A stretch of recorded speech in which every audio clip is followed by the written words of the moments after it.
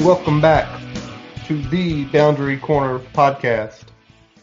I'm Curtis Wilson. I'm Brian Siegler. It is a Wednesday night, buddy. How are you doing? Wednesday night, Thanksgiving break is upon us, not only upon us, Brian, upon the Virginia Tech football team as well. I am doing awesome. It's the rare Thanksgiving bye week for the Hokies, man. I don't think this has ever happened. This has ever happened. Somebody go out there and quote on this when Brian drops it, either tomorrow or Friday, about the last time Tech had a Thanksgiving break. It would probably be in the 70s or the 60s would be my guess. So pretty wild. Yeah, I But can't remember the last time, man. Also, we're on Thanksgiving Eve here, which if the listeners don't know, this is historically the night in America where the most alcohol is consumed. So drink up and really? enjoy. Yes, more than New Year's. Really? More alcohol in America is consumed the night before Thanksgiving than even New Year's. I am shocked. Like, I seriously am shocked about that. Um, Although, go back to the younger days. Yeah, Remember all the World of Sports that's true. throwdowns in South Boston? I went to a few of those when I That was was a like a de facto like homecoming slash crew. high school reunion type shit that would go on then. So yeah, Very true, very true. So yeah, I could definitely see that, and I can even remember being even younger. You're out of school that Wednesday, and you probably are hanging out again. If you're too young to go out to somewhere like that, like we were, it was going to somebody's house or chilling out, getting drunk somewhere, and going home and dealing with the consequences. might even be a bonfire somewhere. Might be a bonfire somewhere. You never know. So yeah, but it kind of makes sense, I guess you can say. Well, Brian, we're only here. This is gonna be a shorter one today, guys. We're only gonna touch on a few subjects. First of all, let's lead with this: Virginia Tech women's basketball big victory over U of R today, 85-64. Right after the head coach gets an extension to 2026, which I'm like, that's a long time away. Um, no disrespect to Kenny, but I hope it is a reduction in pay for those 6 years. He's done a damn good job though. He's turned that program into a very, very respected program. So It's true, but I like he's doing the job. Just you'd like to see him maybe getting less for it. he needs less money. That's all I'm gonna say about that. But he was essentially set up to make the tournament last year, which would have been the first in a long time for the program. So good for the Lady Hoopsters. Now, other thing that went on today, I could hear it as I was working. I didn't get to see a bit of it because of technical issues at work. I don't want to get into that. But Hokies men basketball take down Radford 77-62. It's a win. I know some people were complaining early, like the Hokies came out shooting ice cold. Yeah. The first 6 minutes of the game. It was a slow start, and once they settled in, closed the half pretty good. Second half, they really, other than one little run there by Radford, really kind of put it on. Hunter Couture in particular got hot from three in the second half. The new guys are. It looks like they're still feeling the game out, but they were big contributors, I think, in this game. So it's going to be interesting to see how these guys gel as the season moves along. Because if they do, they're going to be a handful no matter how talented the other side of the ball is. That's true, man. I will say one thing that kind of caught my ear as I was getting off work. I threw it on the radio in time to catch part of Lays and Burnup's conversation with Mike Young after the game. And the interesting quote, and I've sent you to this, Brian, was Mike Young basically said, I think we're going to score enough to be in every game this year, which is which this early in the season says a lot, because I think Mike says his defense in there, but you mentioned, Brian, to me before we got on, we're not dependent upon just a few guys anymore on that, to score. Yeah. Yeah, that's the big thing. I mean, last year we kind of had Nolly, Aline, and Radford kind of doing the bulk of the lifting, and I feel like this year the scoring is going to be a lot more spread around, with Couture getting some run, a lot of the transfers really coming in and scoring a good amount of points in the first game. They really looked like the sky could be the limit if they can like gel and find those consistent nights where they're able to hit shots at the clip they did in the second half. If they can do that for a full 40 minutes, they're going to be a handful. Absolutely. Oh, Brian, while you were sitting here, last time Hokies did not play on Thanksgiving week. You want to know? What we got? You were a senior in high school, 2001. The UVA game was on the 17th of November, and then they closed with Miami on the 1st of December. So Okay. not as long as I thought, but that was the old Big East days when a lot of times Tech Miami was the closer the first week in December. So, Brian, let's just hit a few things on the football front. Obviously, no game this week. But we've said it really the last few weeks, the writing's on the wall. Yeah. Obviously they had a couple practices this week. The kids went home after practice today, which, that shouldn't shock anyone. But you're getting a lot of smoke. Tons. Tons of smoke. You feel like the writing's there. It's going to happen. You see everything from the Shane train to the urban suburban to the on Twitter. Yeah. I mean, we've seen pretty much every name that's available and a handful that aren't already thrown at the wall to see if they'll stick. I mean, some make sense. I mean, short of South Carolina, Shane makes sense. Yeah. We've seen Torian Gray and Ty Grantham thrown out there, so I mean those guys make sense. Up and coming G5 guys like Napier, and Chadwell makes sense. And then there's some guys that, if we pull something like Tony Elliott, that would tell me that we're probably fully committed to football. But talking about guys like, Urban Meyer, I feel like are quasi pipe dreams. Like, sure, it could happen, but the likelihood is so slim that it's not even a reasonable consideration at this point. You stop that talk. Because if Urban Meyer came to Tech, made us elite, won one title, he would be the greatest coach of the generation, even if Saban has more. I don't care what people say. What? Hold on, wait. It's true, man, but I mean, did his minor league baseball ties really cement his love of the New River Valley to that degree? No, what his love was him when he was with Notre Dame, coming and seeing Frank work on special teams and understand how important it was to the game and why he coached special teams when he became the head coach of Bowling Green, of Utah, of Florida, of Ohio State. I'll believe the urban suburban when I see it pull up.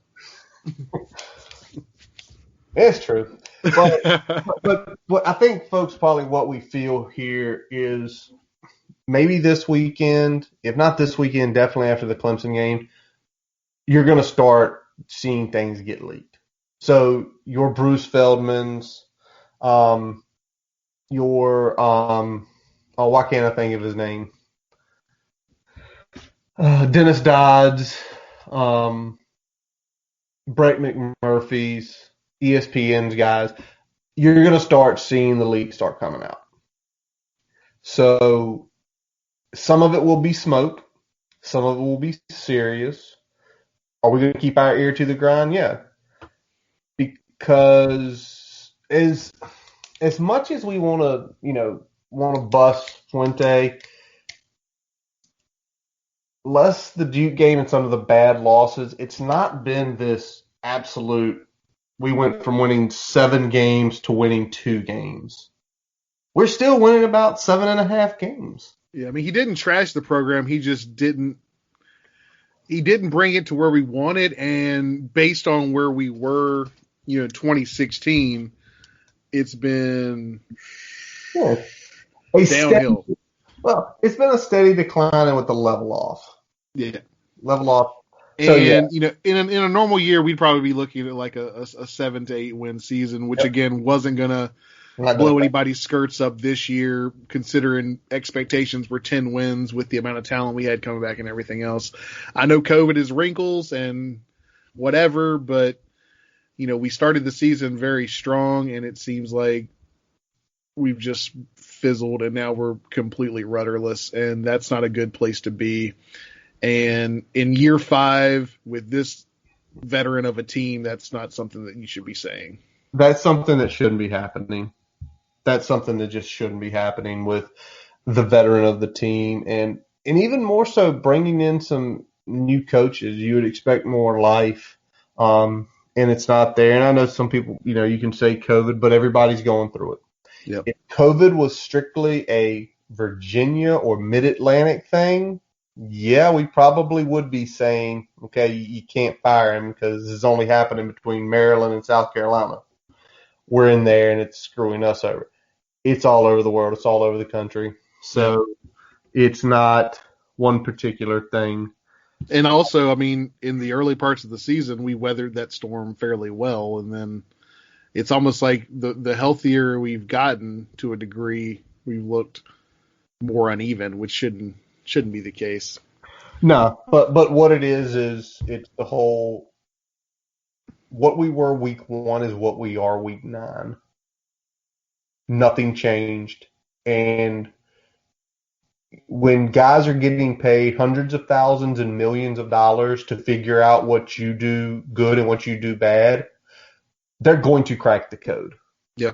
And when they crack the code, it is your job, because you're getting paid hundreds of thousands of dollars and millions of dollars, to create a new code. And we can't do it. And I think that's the reason why. And the honest truth is we just kind of don't have the people that can create the new codes. And when you kind of look at that, it's kind of like, well, but this guy can't do it. He's in charge of that guy. He's in charge of bringing in this person. He's in charge of making these people better. And that's when it essentially all falls on him. And it's why, sometimes, again, you see NFL, NCAA, in all sports, you sometimes see head guys get fired, but the assistants don't. Because sometimes the new coach walks in and I like his attitude. I like the way he coaches. He's staying. And I think in about 3 weeks, let's mark it down, probably 3 weeks from now or 3 weeks in a day, me and Brian are going to be sitting here going more real in-depth about the firing and what we're seeing on the smoke-wise after the games have wrapped. All right. Yeah. So let's jump off that. It's still pick'ems. We still got we went 10 this week. All the ACC games, couple out of conference ranked games, and then the 2 Thursday night games since there's not 3. And which I'm cool with. It's nice to come back on Thursday and sorry guys, it's been a long day. Thursday night can just come home, put the kids to bed, and just chill instead of worrying about setting a fantasy lineup, which I think I need to do right now, Brian. So Yeah. one Starts at moment. 12:30 tomorrow, not the Yeah. normal 8:20. Yeah, and I've got somebody on the Texans, so I'll figure that out in the morning. All right, let's kick it off, Brian. Big matchup Friday afternoon. Number 2 Notre Dame, number 25 North Carolina. Notre Dame laying 4.5 in this one. What you got, big guy? Notre Dame's been playing some damn good football lately, so I'm going to take Notre Dame. All right, going to lay the 4.5. Yep. I'm going to go against you on this. I think Notre Dame's going to win, but I think UNC is going to keep it interesting. Interesting enough where late in the game it's going to be 3 or 4, so I'll be willing to lay that 4.5. Now, where I'll feel really bad if Notre Dame, like a couple times they've done in the past few weeks, lock down early, then I'll get scared. All right, let's jump to this one. Syracuse, NC State. NC State laying 14.5. Did you see Syracuse play last Friday night? I did not. They couldn't score a point on Louisville. Yeah. Louisville Okay. has hemorrhaged points to everyone. Everyone. So in this scenario, I'm looking at it, and Dino Babers is dead man walking anyway, whether it's this year or next. Give me NC State. I feel like this is borderline legal limit bet because they gave up 30 to Louisville. Louisville and NC State, somewhat close in offensive production. And if you couldn't score on Louisville, NC State's defense is significantly better. It's true, and that's why I'm right there with you. I like NC State in this one. I think they've got enough offense and definitely enough defense to keep Syracuse under lock on scoring the football. So I like NC State here, probably 17 to 20 points. Yeah, if not more. Yeah. All right, Pitt Clemson. Pitt coming off the beatdown of us, unfortunately. Clemson. Shut up. I'm just kidding. Hey, I'm just being real. I know. Real. Yeah. Clemson coming off, scaring a team into not playing them. And then the shit talk that has went through this week has been so interesting. Clemson laying 23.5 points. So basically 3 touchdowns and a field goal, Brian. And I know when we get into the Clemson games, Brian usually will ask me. He didn't tonight, but I'm going to find it anyway. He likes to ask the over-unders because Brian's trying to think, what is Vegas thinking laying this many? What can Clemson get to? And can I do the math in reverse here and see what we got? They're putting it at 55.5. Oh, that seems low, doesn't it? I think it does. That seems real low. I like Pitt to keep it just under that 23.5. Ooh, buddy. What are you seeing? I think I'm not one to bet on Kenny Pickett and Pitt to really do anything significant, but then they did something significant against us, so I can't really talk any shit anymore. So I think Kenny Pickett does enough to keep it close. I don't think Clemson puts the foot fully on the gas pedal. I think they keep them at arm's length the whole game and close it out somewhere in like the 17 to 20 point range. Can I be straight up with you? Yep. This is going to be a bloodbath. I think Clemson is going to eat them alive. Narduzzi had his Super Bowl last week.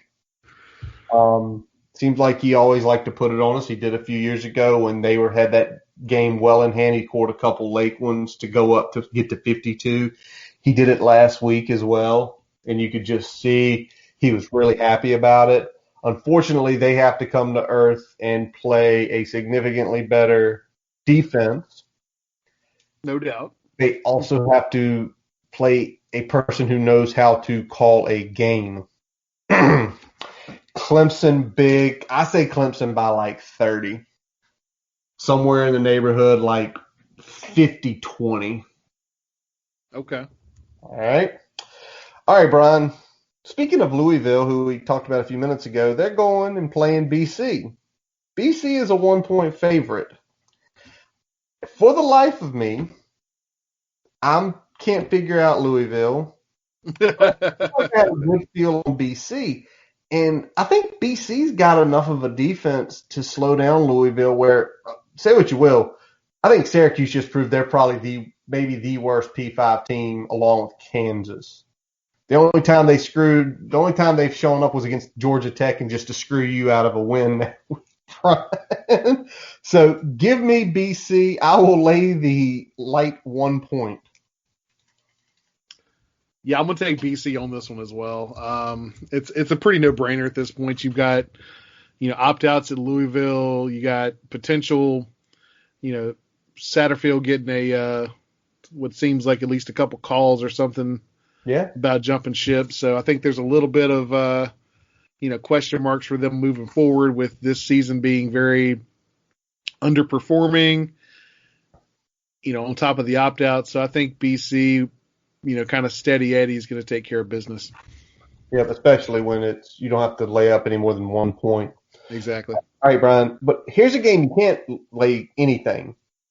You taking Duke or you taking Georgia Tech? Good old Pick'em. You don't see them very often anymore. Not in college. All right, so we got Duke, Georgia Tech. All right. Duke 2-6, Georgia Tech 2-5. Yeah, I'll take actually Duke here.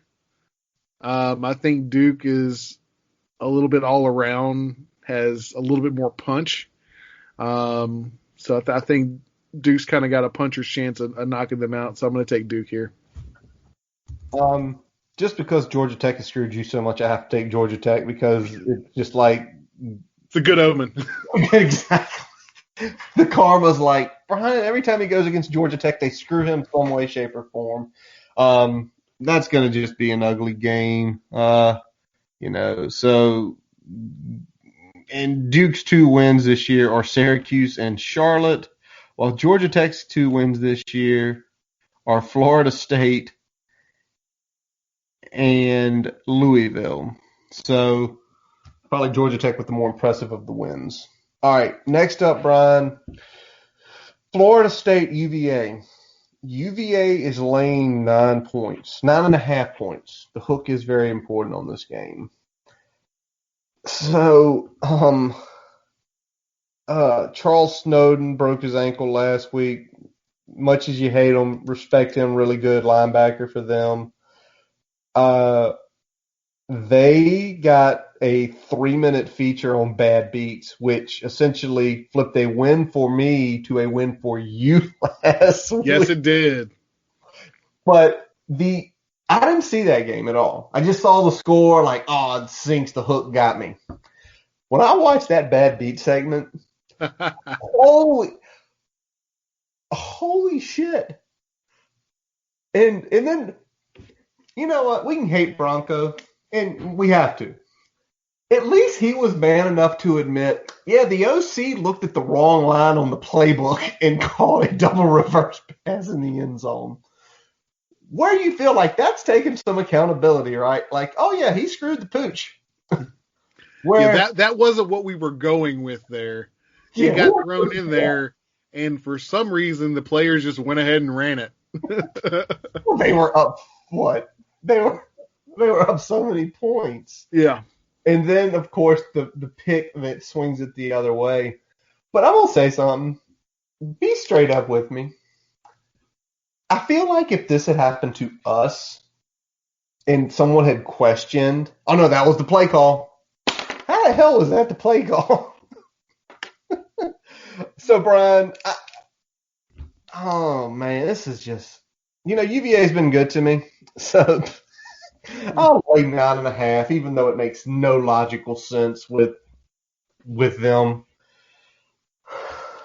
I'm going to go UVA as well. I mean, the Snowden injury is definitely going to hurt them. But, like, FSU is in the complete downward spiral, dumpster fire, opt-out bonanza right now. And with all that, I cannot, in good conscience, give them any sort of credit. I'm not putting any sort of stock in their ability to do the right thing in these games. So I'm going to take UVA kind of by default here. Hey, can I ask you this? Yep. Okay. Correlation to what you talked about Thanksgiving. It is Thanksgiving, the Thanksgiving Eve being one of the biggest drunk nights. Is essentially FSU in the place where you see, like, people you went to high school with at the World of Sports after one too many, and you're like, oh, God. Oh, don't let them come over here. No, I don't want to deal with that shit. I'm not ready for this. I did not sign up for this. Oh, God. It's when you're kind of I came here for like 6 beers and chill, and I might go do something else and finished off my drunk night. I'm not trying to deal with that right now. That's what FSU is. All right, Brian, let's jump out of conference here. And let's go Texas, Iowa State. Iowa State, both teams are ranked in this case. Iowa State is 15th. I think Texas is 23rd. Let me just get up to confirm those. This is another one. Yes, Texas is 20th. This is high noon on Friday. So actually, after eating tons of stuff tomorrow, you have a pretty good game to look forward to. Iowa State laying the one. Matt Campbell, some people have mentioned, oh, he'd be a good fit here, although he got hired the same year as Justin Fuente, and he is like worse record than Fuente at Iowa State. So neither here nor there. Who do you got in this game? So you got ISU, that's probably, I think, overall the better team, but you got Herman still in Texas, kind of playing for his job a little bit. Yep. Like, that's the X factor to me. I mean, I would say legal limit if this was a week 2 game for Iowa State, but with Herman's job on the line, I'm going to take Texas. All right. I kind of look at this, and if Herman can win this week, he's got Kansas State, who has just fell off the face of the earth the last month, and Kansas to end, and he could end 7-3, and probably actually 8-3. Take that back and save his job. I'm with you. I think Texas gets it done. I think there's desperation mode, and although they're Texas, he could win out and be 8-3 and be like, hey, he's got them in the right direction, and then they just be like, no, leave. Texas is back. Texas is back. Here's your $20 million, but it's not going to be with you. Where's Irvin? All right, Brian. One of the big games Saturday, which Saturday Thanksgiving weekend is always one of the big games. The Iron Bowl, Auburn, Alabama. Bama likely to be without Saban, as he did test positive for COVID with mild symptoms. And that line, 24.5, it seems low with or without Nick Saban. And it's just really tough for me because when I looked at the game and then you look at the over-unders and everything, it's like they are kind of saying with this game, it's a 62.5 over-under. Take the 24 out of that. That essentially leaves 38 points. They're essentially saying this is like a 40-point to 23-point game. I can't see that. I can't see how Alabama has been playing offense pretty much all year, where they're scoring 38 was their lowest week 1, 52s, 53, 41 against Georgia, 48, 41, 63 last week. They're getting over 40 most of the time. The most they've had scored on them is 48. That was by Kiffin doing what Lane does. Yep. Hey, let me bring this up to you because I saw somebody put it out there a little earlier. After Duke doesn't happen last year, we faltered down the stretch. Would you hire Lane?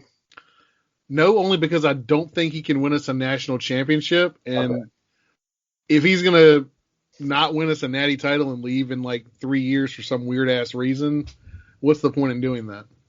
It would be so much fun. It would be fun, but that doesn't necessarily mean it's a good hire. I think he could win. He could win, but I mean, if you're not going to win a natty title, what's the point? Like, he might get you one ACC championship, maybe, just on a fluke. All right. Back to the game. Give me Bama. I'm laying the 24.5 points. Just because Saban's not there, I just cannot foresee Auburn keeping it close. I think Bama will slow them down enough, and Auburn's given up some points this year. Yeah, that's me. Okay. Not so fast, man. All right. Not so fast. I think Auburn is, like most of these games, going to keep it closer than what the records would indicate. Okay.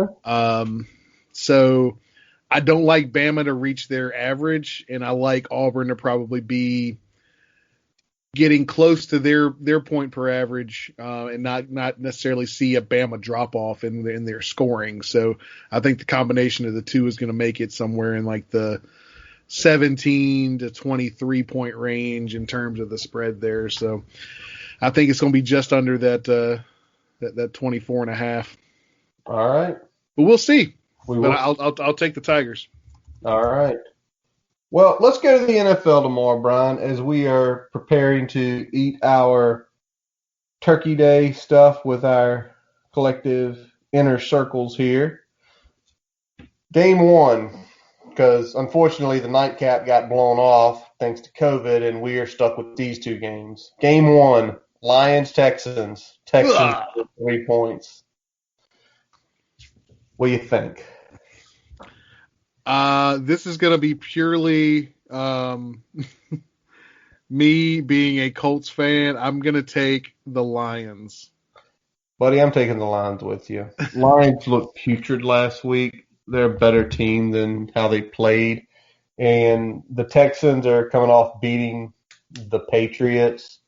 So to me, nowhere to go but down. If you want to give me 3 points, Lions have pulled crazier, have beaten better teams on Thanksgiving Day and played closer games against better teams on Thanksgiving Day than the Texans. So we're with you there. Yeah, Lions usually show up on Thanksgiving, even if they don't show up any other day. Like they'll at least put on a good show, if nothing else, even if they don't come out with the victory. Absolutely. All right. Last game we are picking this week, the 4 o'clock, which there's going to be some heavy hearts in Dallas with that trainer. Essentially, he passed away today, which just really stinks. And for the people who posted yesterday that Marcus Paul passed away, he did pass away today. Don't be first, be right. Yep.